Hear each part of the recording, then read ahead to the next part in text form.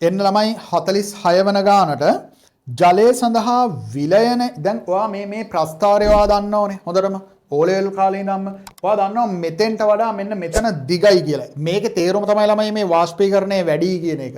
තේරුණා නේද? වාෂ්පීකරණයේ විශිෂ්ට ගුප්තතාපය මේ වැඩි කියන එක.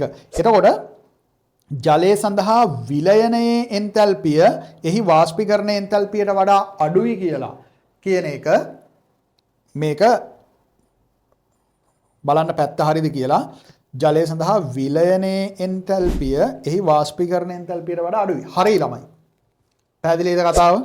එහෙනම් පළවෙනි ප්‍රකාශය නිවැරදි. දෙවෙනි ප්‍රකාශයට එන්න වාෂ්පීකරණයට සාපේක්ෂව විලයනයේදී ළමයි වාෂ්පීකරණයේදී තමයි ළමයි වාෂ්ප වෙනවා කියන්නේ අණු ඈත් වීම සිද්ධ වෙනවනේ. එහෙනම් මේ දිශා පැත්ත මාරු කරලා දීලා තියෙන. අහුවෙන්නේ මේපා. තේරුණා නේද? මේකට අහු වුණොතින් උත්තරේ අංක 1 කියලාත් හිතේ ඔයාට. හරිද? එහෙනම් දෙවන ප්‍රකාශය වැරදි. හරි වැරදි උත්තරේ අංක 3 විදිහට තමයි ළමයි අපිට පිළිගන්න සිද්ධ වෙන්නේ.